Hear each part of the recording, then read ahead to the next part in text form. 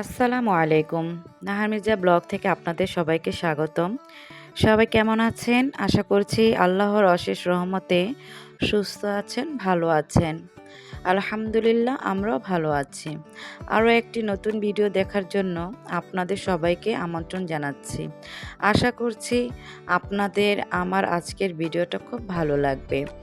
আপনারা যারা এখনও আমার ভিডিওটা দেখছেন, প্লিজ আমার ভিডিওতে একটি লাইক করে দিবেন। আপনাদের একটি লাইক আমার ভিডিওকে অনেকের কাছে পৌঁছে দিতে সাহায্য করবে। আর খুব বেশি ভালো লেগে থাকলে তাহলে আমার চ্যানেলটিকে সাবস্ক্রাইব করে দিবেন। আশা করছি দিবেন। সাবস্ক্রাইব করে পাশে থাকার অল বাটনগুলি প্রেস করে দিবেন, যাতে করে আমি কোনো ভিডিও ছাড়লে সাথে সাথে আপনাদের কাছে নোটিফিকেশন চলে যায়। আর যারা অলরেডি করে দিয়েছেন, আপনাদের সবাইকে অসংখ্য অসংখ্য ধন্যবাদ। তো দোষটা আমারই। আমি যাদেরকে যারা মানে যারা পান্তা ভাতের যোগ্য না, তাদেরকে আমি খিচুড়ি দেখিয়েছি। আর এখন আমার সাথে বিরিয়ানির মতন ভাব নেই। কিছু কিছু মানুষ আছে যাদেরকে আমি চোখে দেখতো না, বুঝতো না, দুনিয়া সম্পর্কে অনেক কিছুই জানতো না, তাদেরকে অনেক কিছু শিখিয়েছি। কিন্তু এমন একটা ভাব নেই যে মনে হয় যে মানে বিশাল কিছু হয়ে গেছে। আসলে জীবনে নিজেকে দিয়ে অনেক শিক্ষা নিয়েছি। তো সেই খিচুড়ি রান্না করতেছি, সবজি খিচুড়ি। যাই হোক, আলহামদুলিল্লাহ, আল্লাহ তাআলা কিছু কিছু সময় না পড়লে বোঝা যায় না মানুষগুলি কিরকম, চেনা যায় না। আর এভাবে আমাদের প্রতিদিন প্রতি সময় পথ চলা, আমাদের চেনা মুখ, অচেনা মুখ চেনা। যাই হোক, তো এখন আমি সবজি খিচুড়ি বসিয়ে দিয়েছি। আর এখানে কিছু মিষ্টি কুমড় কেটে নিচ্ছি, যেহেতু মিষ্টি কুমড়টা অনেক বড় নিয়ে আসছে। তো এভাবে রেখে দিলে তো অবশ্যই ফাঙ্গাস পড়ে যাবে বা নষ্ট হয়ে যাবে। এই জন্য আমি এগুলিকে টুকরো টুকরো করে ছোট করে কেটে এক পলি করে আমি এখন ফ্রিজে রেখে দিব। আর এভাবে যদি না রাখি ফ্রিজের বাহিরে, তাহলে নষ্ট হয়ে যাবে। এই জন্য আর কি, এত বড় মিষ্টি কুমড় কীভাবে খাবো? এটা তো আর পসিবল না, অনেক বড়। আর আমার মেয়েটা মিষ্টি কুমড় পছন্দ করে বিধায় ওর বাবা আর কি যিনি মিষ্টি কুমড়টা পুরো এত বড় একটা কুমড় নিয়ে আসছে। আর এখানে যেহেতু আমি একা থাকি, তো বাচ্চারা আর কতটুকু খায়, আমরা এবার কতটুকু খাই, এই জন্য আর কি আমি আবার চিন্তা করতেছি এভাবে কেটে কেটে ফ্রিজে রেখে দিব। কিছু তো আর করার নাই, ফ্রিজ আছে বলে কথা। তো সব কিছু মিলিয়ে তো আমি এগুলি কেটে নিচ্ছি। আর আজকে যেহেতু শর্টকাটে সকালে নাস্তাটা করে নিয়েছি, দুপুরবেলা একটু খিচুড়ি বসিয়ে দিয়েছি। আর যেহেতু আমি বাসা চেঞ্জ করবো, এই জন্য আমার ঘরের সব কিছু একটু একটু করে গুছাবো, আর এটা আপনাদের সাথে অবশ্যই শেয়ার করব।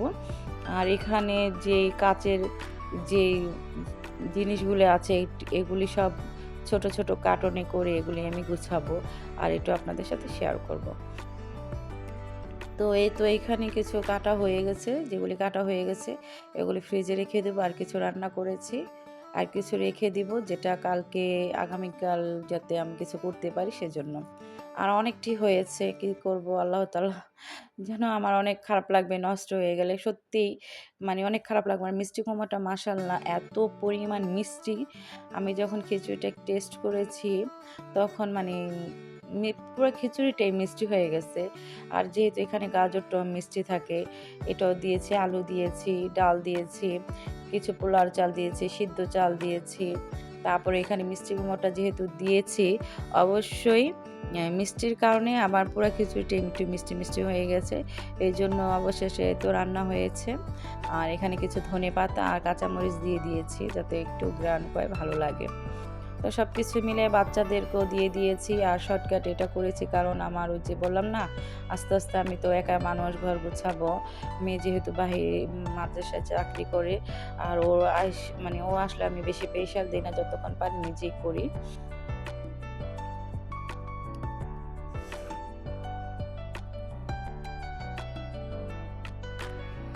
আর এই তো একটু একটু করে সবাইকে বেড়ে দিচ্ছি, আর সাথে আমিও খেয়ে নেবো এই সুযোগে।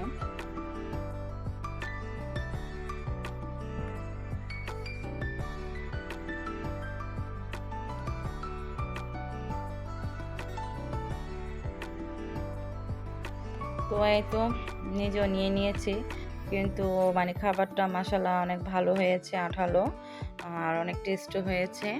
আর যেহেতু বিকালবেলা আমাদের বাড়িতে কিছু মেহমান আসবে, তাদের জন্য আমার বেশি কিছু করার নেই।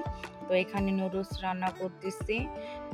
যেখানে আরকি মুরগির গোশত দেইনি, তবে ডিম দিয়ে শর্টকাটে আরকি নুডলসটা রান্না করব। আর এখানে ওনাদের সামনে হয়তো কিছু বিস্কিট, চা, নুডলস, তারপর কিছু মানে আরও দিয়েছিলাম।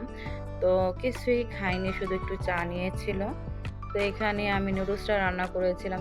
অনেক ভালোই হয়েছে মাশাআল্লাহ। তো ওনারা এটা কিছুই ধরে নাই। তো সমস্যা নেই। তো আমার বাবুরা এই মাশাআল্লাহ খেতে পারে।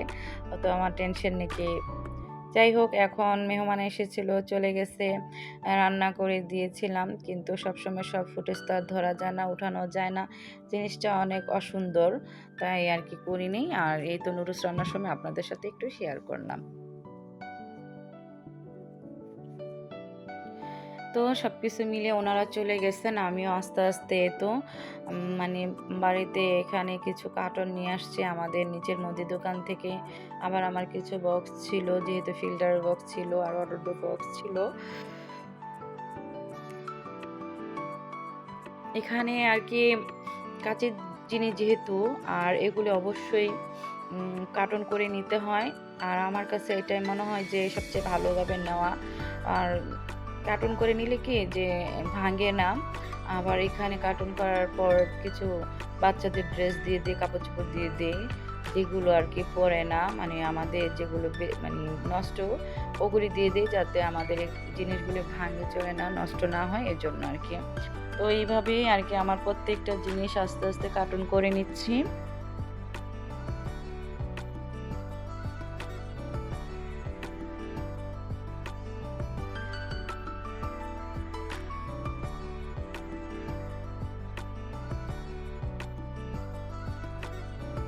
আর এখানে সাথে শুধু এই হয়তো কয়েকটা হয়েছে, ৫ টা কার্টুন হয়েছে।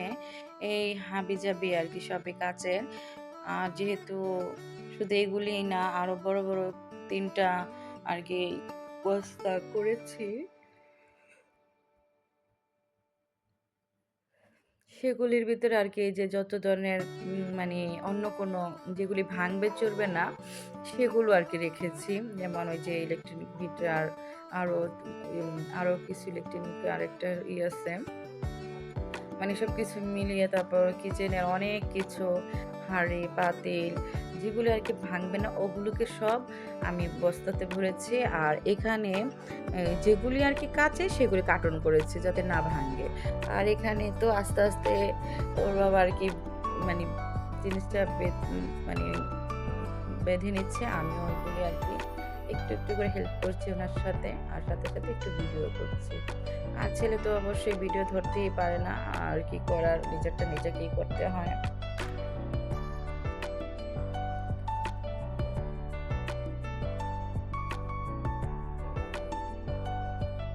কি একটা অবস্থা! মানে নিজের যদি ফ্ল্যাট না থাকে, আর বাড়ি না থাকে, তাহলে যা সমস্যা হয়। গ্রামে আছে ছোটখাটো যাই হোক, কিন্তু শহরে অন্যের বাসায় থাকি। আজকে এখানে, কালকে ওইখানে, এটাই মনে হয় আগে ভাড়াটিয়াদের জীবন, কিছু করার নেই। তারপর এখানে এসেছি এই ৩.৫ বছর থেকে ৪ বছর চলে আসতেছে এই বাড়িতে। তারপর সবকিছু মিলিয়ে অনেকদিন হয়েছে। আর এখন বাচ্চাদের সুবিধার্থে মানে আমি আরেকটু সামনে গিয়েছি, যাতে আমার বাচ্চারা টাইম টু টাইম একটু খেতে পারে আমার বাসায় এসে। আমি ওদেরকে নিজ হাতে গোসল করিয়ে দিতে পারি। এজন্য আরকি ওদের কাছাকাছি যাওয়া, আর কিছুই না। সবকিছু মিলিয়েই। আর এই তো বিকেলবেলা দারাজ থেকে এখানে একটা আরকি অর্ডার করেছিলাম। এই ট্রাইপডের মানে যেটা মোবাইলের জন্য আমি যেটা আরকি মানে অর্ডার করেছিলাম, কিন্তু দুঃখজনক বিষয় আমি সেটা পাইনি, অন্য একটা আসছে। আর প্রোডাক্টটা একটু ভালোই চলে। মানে মাশাআল্লাহ, খারাপ বলব না। মানে টাকা অনুযায়ী খারাপ বলব না। সেলফি স্টিক, কিন্তু আমরা তো সেলফি-টেলফি তুলি না। তারপরও সামনাসামনি ক্যামেরার সামনে যাই না কেউই। তো এখন আমার কাছে মনে হইতেছে যে এটা আমার অর্ডার করে খুব মানে ঠিক হয়নি। তো এখন কি করার? আমি যেটা চেয়েছি সেটা পাইনি। হয়তো এই সিলেক্ট করার সময় হয়তো একটু ভুল হয়েছিল। তো এখন আর কি করার? দেখি এটার কোনো প্রসেসিং করা যায় কিনা। তবে আমার বাচ্চাটা আনতে এটা এভাবে এমন টান দিয়েছিল, তখন আর কি মাঝখান থেকে স্টিকটা ভেঙে গেছে। কিন্তু এখন জিনিসটা অত বড় হয় না, ছোটই। কিচ্ছু করার নেই। দুষ্ট বাচ্চা থাকলে যা হয়। আমি তো ভেবেছিলাম পুরোটা ভেঙে ফেলেছে আর নয়তো রাস্তায় কেউ দিয়ে এসেছে। আমি ঘুমোতে উঠে দেখি নাই। ঘরে এই জিনিসটা খুঁজতেছি পাইই না। তো যাই হোক, অবশেষে যাই হোক, ভাঙা হোক, যাই হোক পেয়েছি। এখন এটা দিয়ে কোনরকম দেখি কোনোভাবে প্রসেসিং করা যায় কিনা। আর বড়টা তো সারাক্ষণ নাড়তে চাড়তে অসুবিধা হয়। এইজন্য ছোটটা আরকি অর্ডার করেছিলাম। তো অবশেষে দেখি যে মন মতন হয়নি। তবে জিনিসটা ভালো। এই তো ৬ তলার আপু আমাদের, আমি চলে যাব বলে মানে আমরা আবার এখানে আড্ডা দিতেছি। তো সবাই এখানে মানে আমাদের পুরাতন যে ভাড়াটিয়া, তারপর নতুনও আছে। এখন উনি আমাদের আবার মণিমাখা মানে খাওয়ানোর জন্য আমাদের ডেকেছে। তো মাশাআল্লাহ মুড়ি মাখাটা এত টেস্ট হয়েছে, মানে আমি কখনো সত্যি এই স্মেলটা কখনো পাইনি। আমি এত রান্না-বান্না করি, এত মসলা নিয়ে মানে গবেষণা করি। কিন্তু এই স্মেলটা পাইনি, কারণ আমি এটা খাইনি কখনো। মানে যে বোম্বাই মরিচ বলে এত সুন্দর ঘ্রাণ মাশাআল্লাহ। মানে সত্যি কথা অনেক ঝাল, কিন্তু তারপরও আমার কাছে এত মজা লাগছে, কিন্তু এটা আমি আরকি শেয়ারও করতে পারতেছি না। হয়তো ভাববে আমি কখনো খাইনি। সত্যিই খাইনি মানে এই বোম্বাই মরিচ। তো আজকে ১ম টেস্ট করলাম আর তাছাড়া ভালোই লাগছে। তো এখন আপুদের সাথে এই তো একসাথে বসে সবাই মিলে আড্ডা দিতেছি। আর একটা সময়ের পর চলে যাব। হয়তো এই মানুষটির সাথে হয়তো আর দেখা নাও হতে পারে।